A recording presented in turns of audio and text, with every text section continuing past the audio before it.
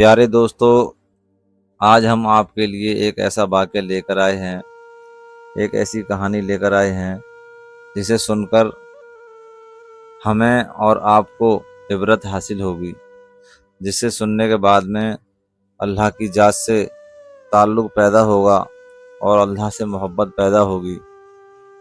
پیارے دوستو، آپ نے نام تو سنا ہی ہوگا حضرت نوح علیہ السلام کا۔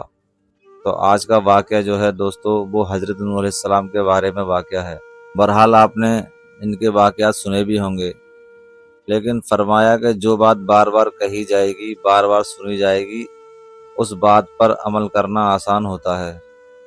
تو دوستو، واقعے کو شروع کرنے سے پہلے آپ سے چھوٹی سی گزارش ہے کہ ویڈیو کو لائک کر دیں، چینل کو سبسکرائب کر لیں اور گھنٹی کے بٹن کو دبا دیں تاکہ ہر ویڈیو کا نوٹیفیکیشن آپ تک پہنچ سکے اور مکمل سنیں گے۔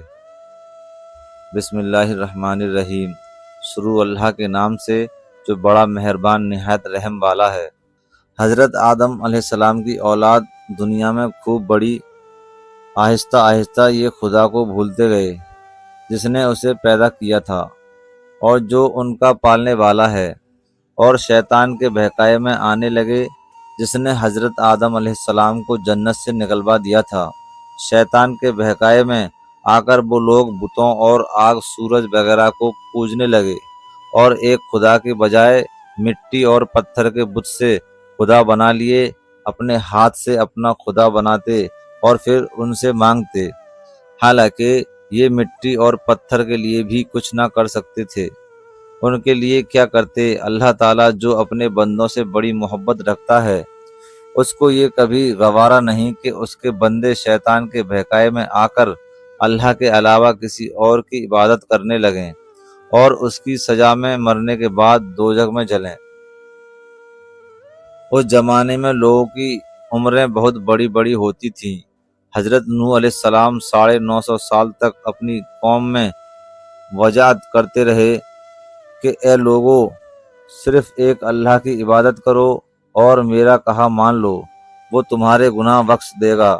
لیکن لوگوں نے حضرت نوح علیہ السلام کی باتوں کو نہ مانا اور اپنے کانوں میں انگلیاں دے لیں اور کپڑے اوڑھ لیے تاکہ حضرت نوح علیہ السلام کی آواز کانوں تک نہ پہنچے، اور کہتے رہے اے لوگو، اللہ سے معافی مانگ لو، وہ بڑا معاف کرنے والا ہے، وہ تم پر آسمان سے بارش برسائے گا تاکہ تم خوب اناج پیدا کر سکو، اور اس کے ذریعے سے بڑے بڑے باغ پیدا کر دے گا، ان میں نہریں پیدا کر دے گا، تمہیں مال و دولت دے گا اور بیٹے دے گا۔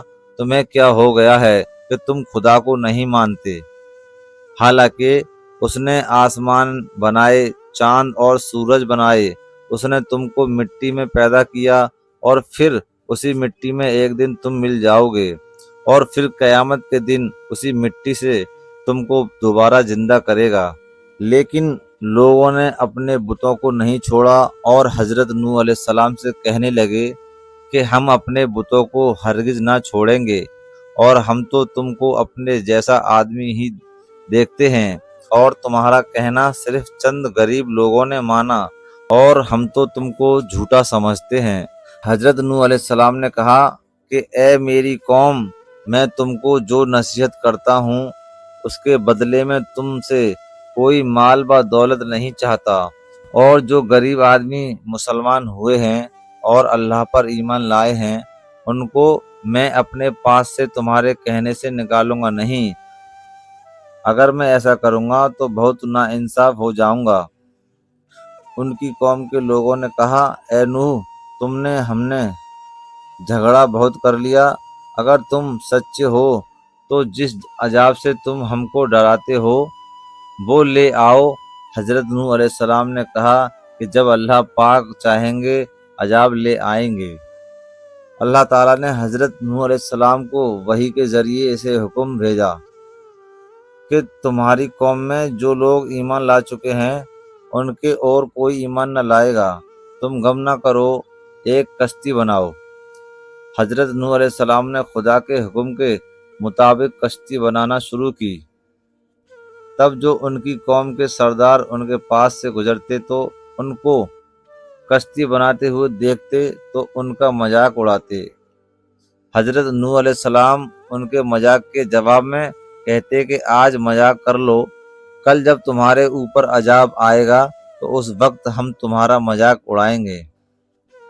آخر اللہ تعالیٰ کا عذاب اس کے وعدے کے مطابق آیا، زمین سے پانی نکلنا شروع ہوا اور آسمان سے بارش آنی شروع ہوئی۔ اللہ تعالیٰ نے حضرت نوح علیہ السلام کو حکم دیا کہ جب جانوروں کا ایک ایک جوڑا کشتی میں سوار کر لو، اور جو لوگ تمہارے اوپر ایمان لائے ہیں یعنی مسلمان ہو گئے ہیں ان کو سوار کر لو۔ حضرت نوح علیہ السلام نے اس کشتی میں سوار ہونے والے سے کہا کہ اللہ تعالیٰ کا نام لے کر اس کشتی میں سوار ہو جاؤ کہ اس کا چلنا اور ٹھہرنا اسی کے ہاتھ میں ہے، اللہ تعالیٰ بڑا بخشنے والا مہربان ہے۔ کشتی ان سب کو لے کر لہروں میں چلنے لگی تو اس وقت حضرت نوح علیہ السلام نے اپنے بیٹے سے کہا، اے بیٹا ہمارے ساتھ سوار ہو جاؤ اور کافروں کے ساتھ مت ہو۔ اس نے کہا کہ میں کسی پہاڑ پر چڑھ جاؤں گا اور وہ پانی سے بچا لے گا۔ حضرت نوح علیہ السلام نے کہا کہ آج خدا کے عذاب سے سوائے خدا کے کوئی بچانے والا نہیں۔ اتنے میں دونوں کے درمیان ایک پانی کی لہر اٹھی اور وہ ڈوب گیا۔ خدا تعالیٰ نے زمین کو حکم دیا کہ اپنا پانی نگل جا، اور آسمان کو بھی حکم دیا کہ پانی برسانا بند کر دے، یہاں تک کہ پانی خشک ہو گیا اور تمام کافر دنیا میں ختم کر دیے گئے۔ حضرت نوح علیہ السلام کی کشتی کوہ جودی پر ٹھہری۔ حضرت نوح علیہ السلام نے اپنے پروردگار سے عرض کیا کہ اے میرے رب، میرا بیٹا بھی میرے گھر والوں میں سے ہے اور آپ کا وعدہ سچا ہے، یعنی حضرت نوح علیہ السلام کا مطلب تھا کہ اے اللہ تعالیٰ، آپ نے وعدہ فرمایا تھا کہ تیرے گھر والوں کو اس طوفان سے بچا لوں گا، پھر میرا بیٹا کیوں ڈوبا؟ تو خدا بند تعالیٰ نے فرمایا کہ اے نوح، تیرا بیٹا تیرے گھر والوں میں سے نہیں تھا کیونکہ اس کے عمل اچھے نہیں تھے۔ میں تجھ کو نصیحت کرتا ہوں کہ ایسی بات نہ کر جو تیرے علم میں نہیں، اس لیے کہ کنعان اللہ کے علم الہی میں کافر تھا اور یہ بات نوح علیہ السلام کے علم میں نہ تھی۔ حضرت نوح علیہ السلام نے اللہ پاک سے توبہ کی، اپنے کہنے کی معافی چاہی۔ اللہ پاک نے ان کو معاف کر دیا اور حکم دیا کہ اے نوح، ہماری طرف سے سلامتی اور برکتوں کے ساتھ اتر۔ اس کے بعد حضرت نوح علیہ السلام کی امت سے دنیا بسی اور آہستہ آہستہ ان کے بال بچے آباد ہوتے گئے۔ یہ سب لوگ خدا تعالیٰ کی اطاعت کرتے رہے۔ زمانہ گزرتا گیا اور آہستہ آہستہ شیطان نے پھر بہکانا شروع کیا تو یہ لوگ خدا بند تعالیٰ کو بھولنے لگے۔ حضرت نوح علیہ السلام جو اللہ تعالیٰ کے اتنے بڑے پیغمبر تھے، اپنے بیٹے کو اس کے برے کاموں کی وجہ سے اللہ تعالیٰ کے عذاب سے نہ بچا سکے۔